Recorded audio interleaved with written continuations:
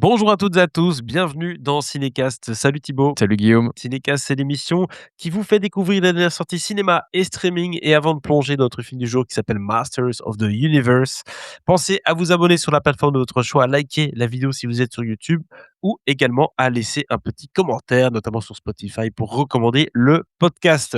Masters of the Universe, c'est une des grosses sorties de l'été, en tout cas, ça Bah, le souhaite. Ça le souhaite.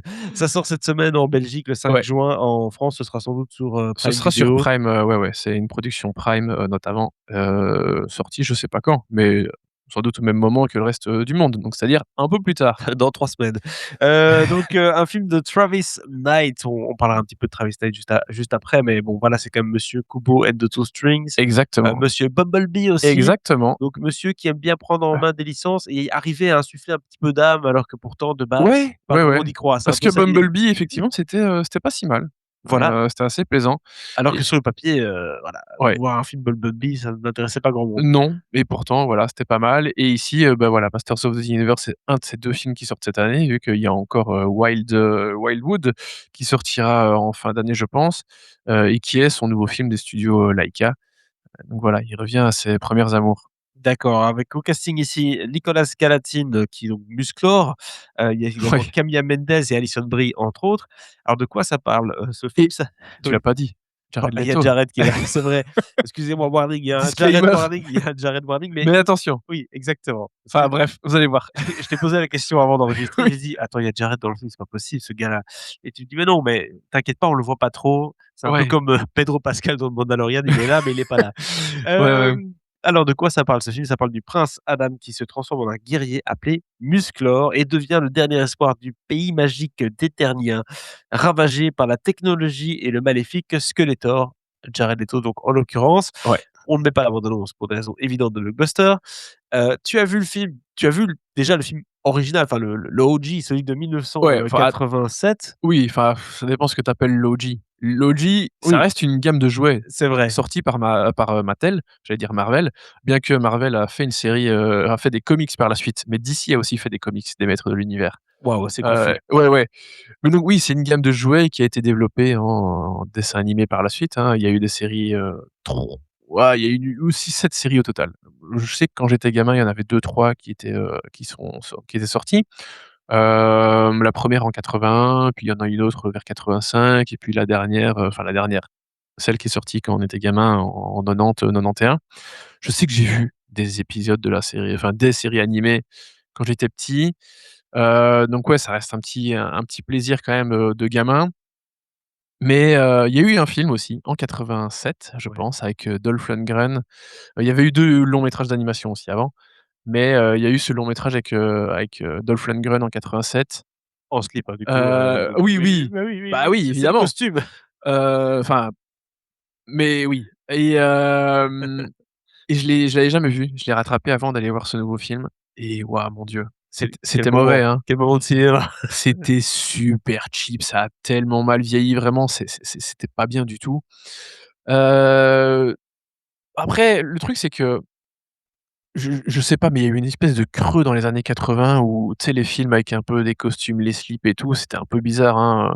Il y a eu Legend de Ridley Scott avec Tom Cruise, c'est un des rares films de Ridley Scott et de Tom Cruise que j'aime vraiment pas du tout. Il y a Ouais, eu des trucs comme ça où vraiment tu dis: «Waouh, bah, le niveau de moyens était quand même pas ouf, hein». on est dans les années aussi des films B, avec, Ouais, ouais, Van Damme et tous complètement. les autres, hein, Bien donc sûr, c'était ouais. l'époque des grands écarts. Mais il y a eu quand même un gap entre les années 80 et les années 90 où le level a fameusement augmenté quand même dans les années 90. Tu te dis: «Waouh, dans les années 80, c'était quand même chaud, Bah, certains trucs, Taillard a voilà». changé le game, hein, clairement, quand on a vu Bruce Willis débarquer avec son débardeur et sa mitraillette, on a un peu changé la manière de faire des films d'action, Ouais, qui à l'époque était vraiment le truc avec le mec lubrifié à fond et là ça a un peu changé, quoi. ouais, c'est C'est vrai. comme les concours de bodybuilding, c'est un peu moins à la mode aujourd'hui quand même que dans les années 80. C'est Ça sûr, existe toujours cela dit, c'est mais sûr. voilà, c'est moins publicité. Ouais, Donc ici Travis Knight, on en a parlé brièvement, c'est un réalisateur qui est quand même assez doué quand on lui donne un matériel, ouais, il arrive à en faire quelque chose, quoi, effectivement et c'est vrai que voilà, on l'a dit, le résultat de Bumblebee était, je pense, au-delà des espérances et quelque part, en fait, c'était bien de refiler ça à un gars comme Travis Knight qui vient de l'animation, qui peut voir les choses un petit peu différemment. et il lui confie une saga comme, enfin une franchise, une licence comme, Les Maîtres de l'Univers, je pense que c'était plutôt une bonne idée aussi. Beh, notamment parce que c'est quelqu'un qui arrive à insuffler un peu de vie dans ses films et un peu Exactement. d'âme et tu arrives à t'attacher au personnage et ça c'était un peu la prouesse de Bumblebee avec, le nom m'échappe de cette jeune femme, Hailey, Hailey Steinfeld. Steinfeld? heu, non pas Seinfeld, Hailey Ah, on l'a bref, plus! Hailey Ah! Einfeld, quelque chose Oui, comme c'est ça. ça, un truc comme ça, on est d'accord. Et on arrivait à s'attacher à son personnage. Ici donc Masters of the Universe, c'est quand même un gars un peu musclé. C'est pas facile et pourtant je crois qu'il y est arrivé, c'est ça? Oui, bah, il y arrive plutôt bien, c'est-à-dire que, voilà, on a ce personnage qui va être catapulté, vers la Terre au moment où, Skeletor va prendre le pouvoir, sur Eternia et qui va partir avec, l'épée de pouvoir et donc cette épée de pouvoir, bah, c'est un peu le truc qui pourrait, l'artefact, hein, qui pourrait renverser, Skeletor et évidemment objet que Skeletor veut, Convoite avoir, et hein, bien la sûr! pierre philosophale. Et oui, évidemment. Donc ça, c'est un peu le au niveau de l'histoire, c'est un peu l'archétype des histoires de ce style, quoi, hein. Le Le MacGuffin, quoi. méchant, le MacGuffin, le gentil qui est pas sur sa bonne planète et tout. Enfin vraiment, en vrai, on connaît tout. Une petite saupoudrette de Man of Steel dedans, ouais. Ouais, on de Superman, ouais. Oui. On a tout vu un paquet de fois, quoi. Donc ça, c'est clairement, c'est pas les grands points positifs du film. Enfin, tu l'as dit, c'est vrai que Travis Knight, il arrive quand même un peu à insuffler un peu d'âme dans ses films, dans ses personnages et je trouve qu'ici, les personnages, il arrive à en faire quelque chose de sympa. Hem, Après bon, tu l'as bien compris, c'est à nouveau l'origin story, des Maîtres de l'Univers, enfin l'origin story de He-Man, hein, donc de Musclor, qu'on appelle jamais Musclor pendant tout le film, hein, son prénom c'est Adam. Hem, donc c'est pour ça aussi que le film joue pas, enfin la promo joue pas sur ce truc de: «Eh, c'est le film de Musclor», tu vois? Non, parce que en Parce que Musclor, ça 2026, sonne un peu en 2026, c'est dur, hein. un peu, Tu un peux pas peu. taper Musclor. Mais tu vois, je trouve que Travis Knight a réussi quand même à donner de la sympathie au personnage de d'Adam et les autres personnages aussi. Il y a le personnage de Camila Mendes, il y a alors Alison Brie, je suis un peu moins convaincu parce qu'elle a vraiment son costume, qui fait vraiment genre le la méchante, sorcière dans Cendrillon, tu vois? Bah, Non, dans La Belle au bois dormant. Alison Brie, ça fait long Non, dans laquelle? Bref, une des méchantes sorcières Disney. Alison Brie, ça fait longtemps qu'on n'est pas convaincu quand même, il y a pas de Ça dépend, ça dépend. bon, Jared Leto, ouais, ça va. Tu vois, Idriss Elba, c'est plutôt pas mal. Kristen Wiig, elle joue un robot. Alors je sais pas si elle fait que la voix ou si elle a donné corps quand même au robot, à Roboto. Sur IMDb, ils disent Ça voix. fonctionne bien, tu vois? Ouais. Ça m'étonne pas. Et bah, Jared Leto, pour le coup, où, bah, oui, il joue Skeletor, mais Skeletor dans le film de 87, c'était Frank Langella qui le jouait avec vraiment Ouais. le masque en silicone dessus et tu voyais les yeux derrière le masque, et ça fonctionnait pas trop, quoi. Ici, bah, forcément, il y a sans doute un je sais même pas s'il y a un masque en latex, je sais ou s'ils lui ont mis des capteurs, sur la tête et qu'ils ont remplacé le visage intégralement en numérique, peu importe. Mais du coup, Jared Leto est un peu effacé derrière le personnage et la voix, hein, il a pas sa voix non plus, donc on voit un peu moins, Jared Leto qui fait tout son cirque.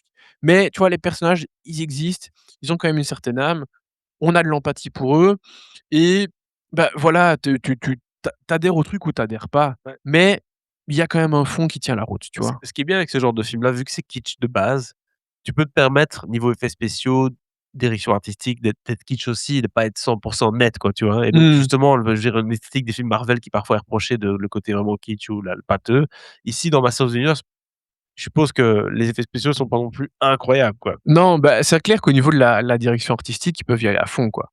Tu des super décors, des super espaces et tout et ouais, ils y vont au niveau des couleurs, Ouais, c'est ça. ils y vont. C'est comme Wicked, Tous quoi. les curseurs sont poussés à fond. Après, c'est clair que les effets spéciaux, dès que c'est des grands espaces, en fait, c'est surtout ça.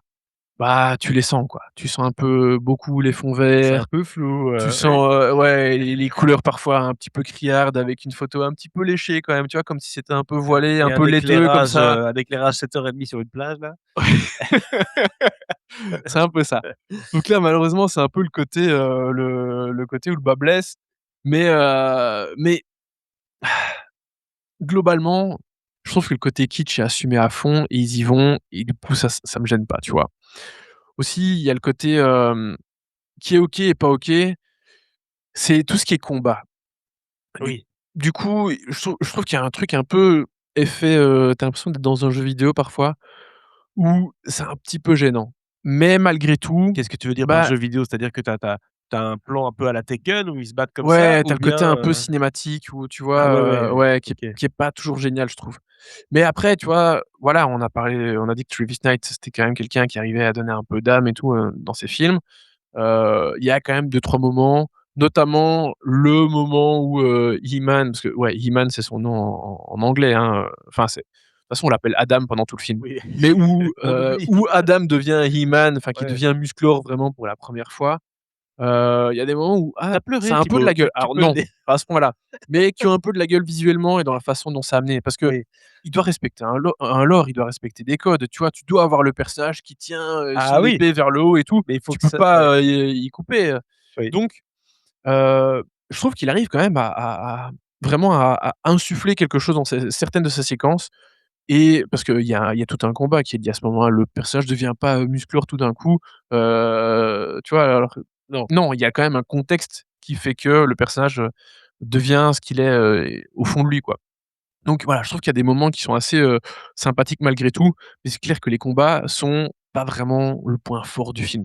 Je trouve que, mmh, c'est plutôt les personnages, en fait, le point fort du film, tu vois? ouais, Donc ça c'est vrai ça, ça. c'était plutôt bien et je trouve que j'étais pas convaincu, bah, de base par, Nicolas Galitzine, mais au final, il est assez bien le mec lambda parce que, le mec a vécu sur terre, tu vois?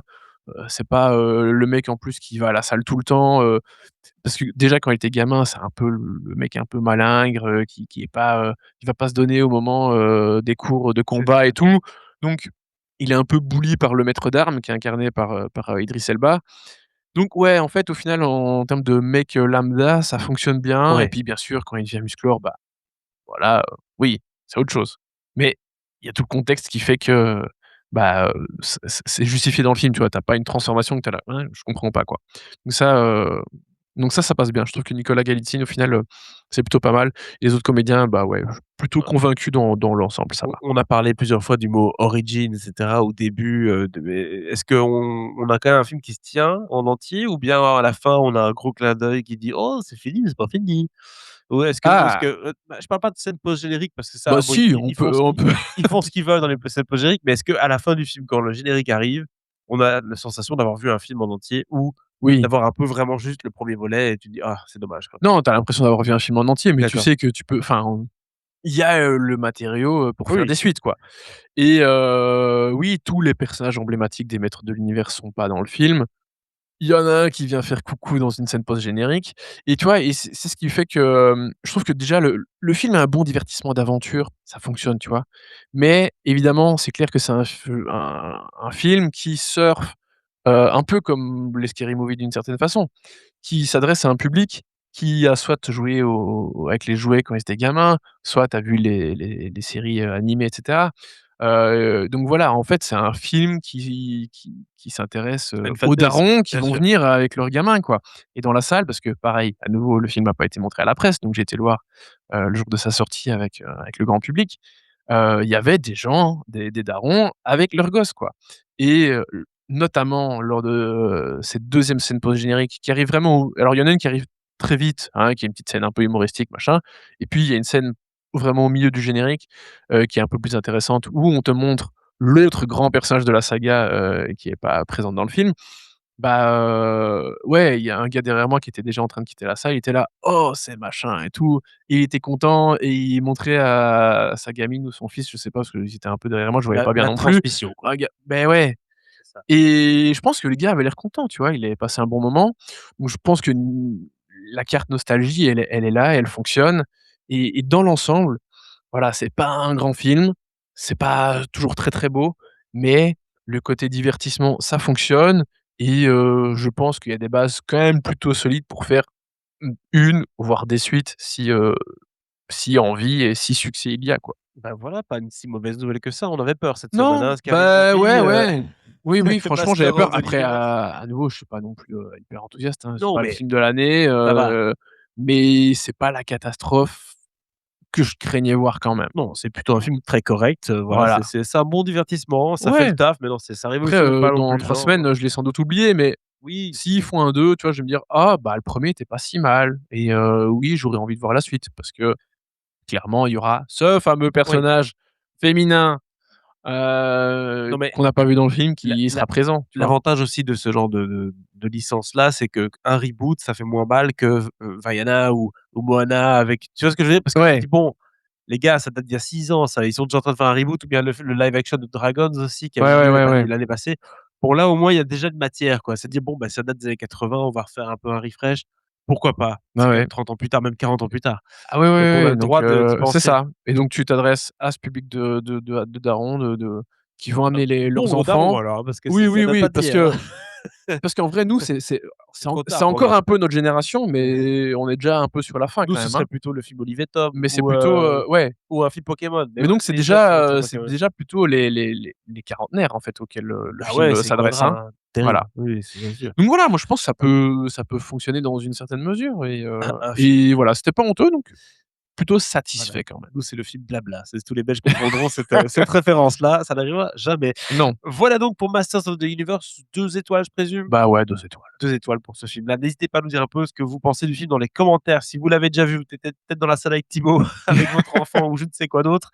Qu'est-ce que vous avez pensé du film? Si vous aimez la saga aussi Masters of the Universe, bah, dites-le nous un peu dans les commentaires, notamment on connaît pas grand-chose de l'origine, du comics. Tu as dit DC, Marvel, on comprend rien. Donc si vous avez Mais des informations à nous si! donner oui, mais je vais pas dire ça parce que sinon on va se faire taper dessus.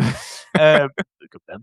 Mais voilà, donc abonnez-vous au podcast sur la plateforme de votre choix. On se dit à très, très bientôt pour d'autres critiques et un petit recap des différents films qui sortiront cet été. Ciao, ciao. Ciao, ciao.